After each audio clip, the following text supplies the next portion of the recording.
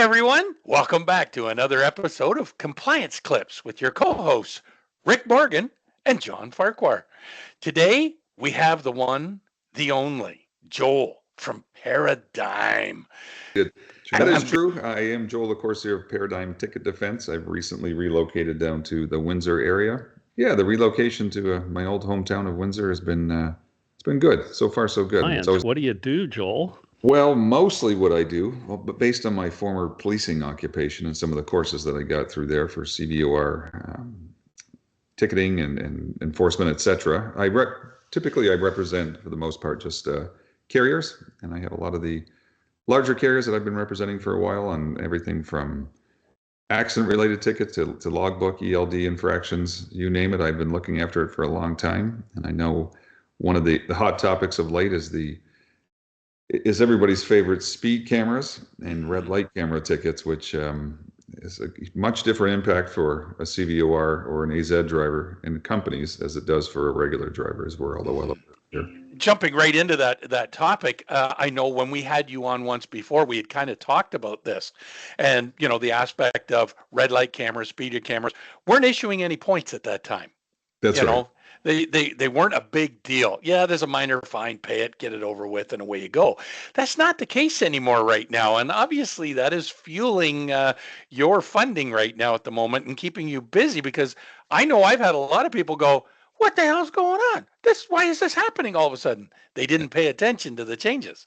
And that's right. And for a long time, you're right. It was kind of in no man's land. There wasn't points being assigned, not with regularity anyway. When the MTO decided to make, for whatever reason, I still don't understand why. I suppose it's all about road safety. But again, if what's good for the goose is good for the gander, in my opinion. So if a regular driver isn't inhibited by having points, it's strictly a monetary fine, then why are we assigning CVOR points to the carriers? However, the reality is, since about January of 2024, with regularity, the points are being assigned. And once they're assigned, we only have a couple of options, really. I've had a couple of unfortunate carriers that got a whole whack of them, 12, 13, 14 to be precise, in a period of about 6 months, and thinking that the old rules were still in play, they can just pay them. Well, unfortunately, on their level 2, when they checked it, they were incorrect, because as of January of 2024, they were being assigned with regularity. So that was 12 instances of 5 points, which is substantial to me, Carrie. Right. And just for clarity for our listeners, these are points that are against the motor carrier, not the driver, because we can't define who the driver of that vehicle is, because we're going by plate number, correct? You've got it, my friend. And unfortunately, all these points they're plate driven. So whatever points are applicable, they're always going to be driven by any of the plates that are assigned to the CVOR or the carrier in question. And that's where the issue comes in, is that the drivers, they walk away without any identification even. It's just a ticket that arrives in the mail via a photo as well that shows that the truck or the offending vehicle going by a speed camera or in the intersection. Points get assigned, and the only thing we can really do at that point is to delay them, check the evidence, and push them off as long as we can. So the only recourse that the motor carrier may have is if we have a speed policy in effect within the organization, and I'm able to trace back who the driver of that vehicle was at the time of that incident happening, I could use some corrective actions with a disciplinary policy or something along that line. However, that driver is not going to receive any points on their driver's abstract. You've got it, my friend. But they're very avoidable with a lot of the technology we have. Waves, for example, Waze is one of the GPS systems that a lot of people use. It will tell you where these cameras are, and I think just by memory. The problem is, gentlemen, they're springing up all over the place. It's the easiest form of revenue a municipality can have, and I mean, let's be realistic. A red light ticket's $325 a pop. That's not chump change. I mean, the speed cameras are a little bit different, but again, they're indefensible. So whatever they generate, of course, a municipality is going to spend the money. It's far cheaper than a police officer, and it's far greater in terms of the amount of maintenance and everything else. These things pay for themselves infinitely in the first few months. Yeah, and the speed cameras, they're different than the officer from the point of view of the threshold, right? Like as they say, when we all used to start driving, if you drove 13 Ks over, you never got bothered. But I suspect you're probably seeing lots of tickets for 5 over or 6 over, depending on where they're located. Rick, you hit the nail on the head there. Unfortunately, there's no discretion with these things. As a former cop, I can tell you, we never had the radar gun set for anything less than 15 over and a 50 and above zone. And even then, if you pulled somebody over and they never had a ticket before, you were going to use discretion. A warning went a long way. Not with these, unfortunately. And the lowest I've seen, I had a carrier send me one for 7 over, 7 kilometers an hour over in a 50 zone, and the ticket was, I think it was $52.50 or $55, but it had 2 CVOR points assigned. But I don't think most cameras around the province are calibrated to that, but 10 over is habitually being seen by myself, my office. Yeah. Where are we seeing these speed cameras located? I can tell you back from my policing days, it was called POP, so problem-oriented policing. So what municipalities do in conjunction with police departments is they figure out which areas have habitual speeding as commonplace. And they'll position these cameras sometimes several places along the way, oftentimes without warning. Red light cameras are often signed that will tell you a block or two in advance. And then as you get to drive your routes, you get to understand where things are at. Speed cameras, not so much. They're not as advertised, and they're popping up in municipalities like Brampton, Toronto. The GTA is loaded with them. I know Windsor's ordered a pile.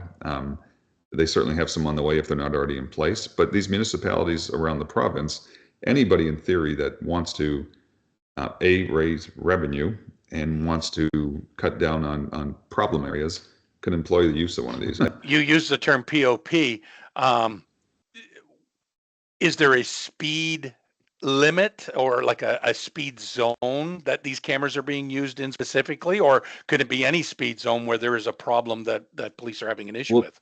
John, you're just having a pile of great questions come to your mind all at once today. For the most part, a lot of these are put in school zones. Right. And school zones or community safety zones where they know, well, twofold. A, they can ask, because speeding has prescribed fines. It's a per kilometer limit. And when it's a safety zone or a construction zone or a community safety zone, you can step up the amount per kilometer that you can ask. And you can dictate as to what your fine is. Because the fines are non-negotiable, which they are not at the court level. A lot of them are popping up in areas that are of greater concern, and understandably, if you have an area that people aren't paying attention to speed signs, and then a school zone, none of us on this block are going to argue that. I mean, it's just it requires driver diligence and training to make sure. Yeah. So the speed camera thing we're seeing is obviously a big initiative that's going on.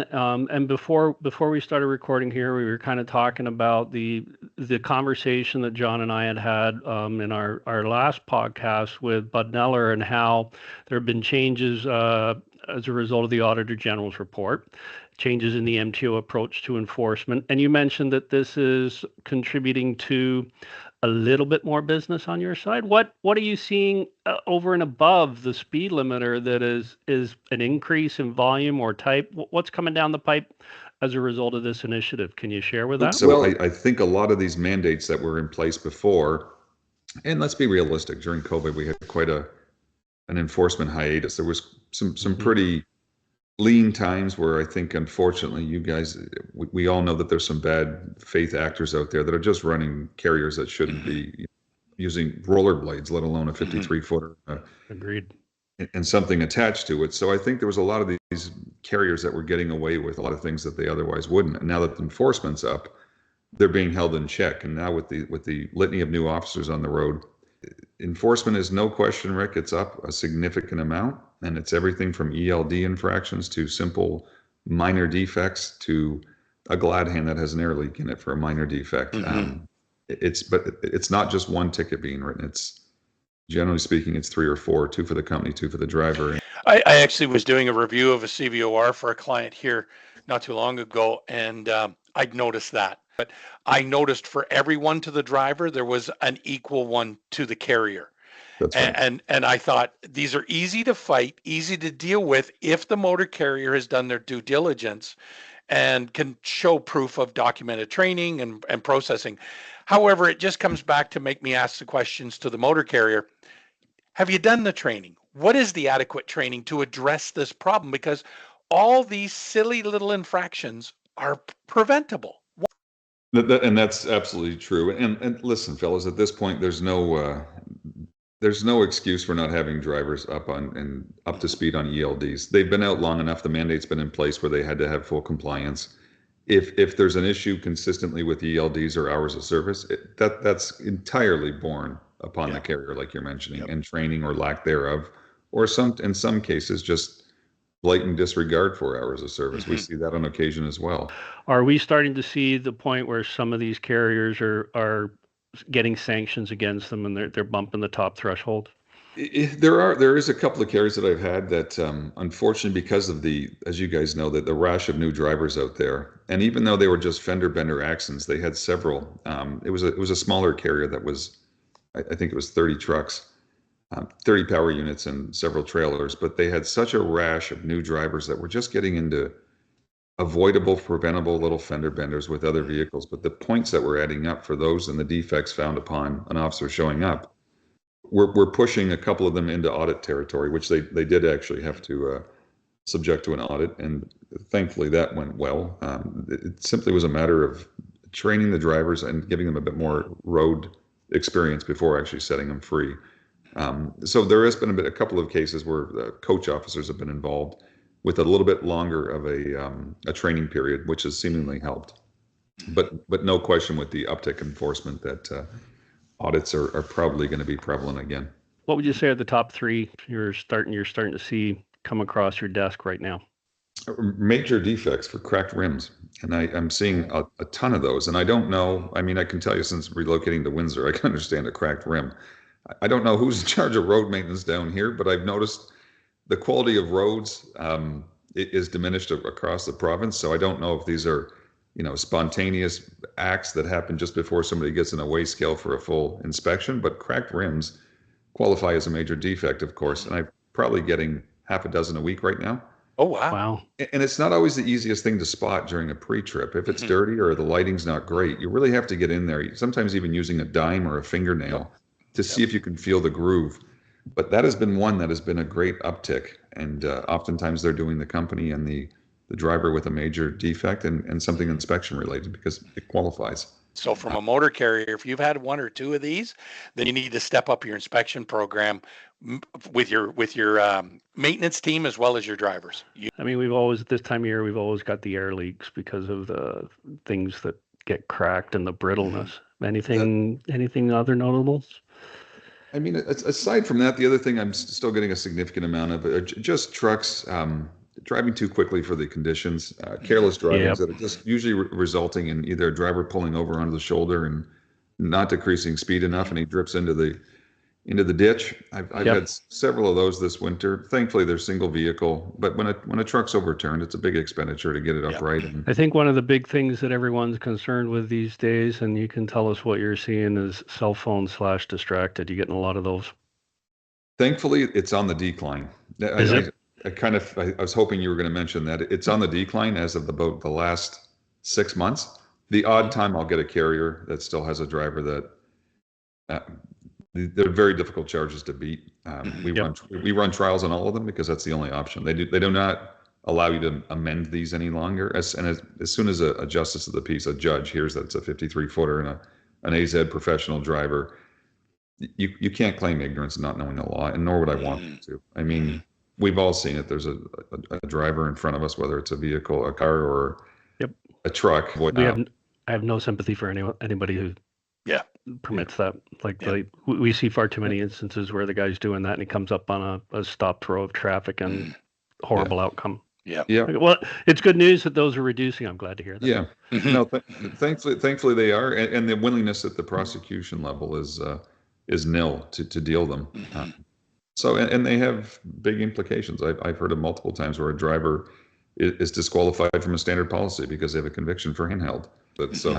And I know we're kind of talking more about Ontario, Canada type approach but we know that in the US, there's been some major changes Rick and I have, seen that with regards to the annual review, and you have, that handheld device, it can disqualify you from operating for that motor carrier very quickly. So it's not the carrier that needs to put you out of business. There's now regulations behind it, which can be helpful.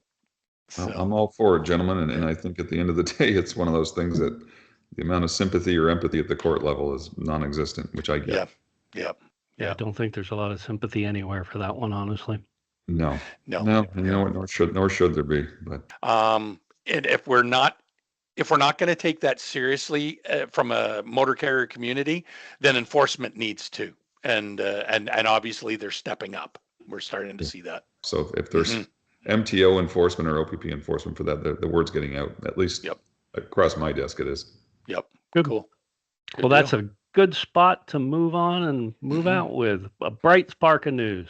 I agree, my friend. And you fellas, it's always a pleasure hanging out with you. This is neat. I love it. Yeah. If we could crack a beer and share it on the screen, we probably would, but we're going to keep it professional. We can do it fictitiously. We'll act it out.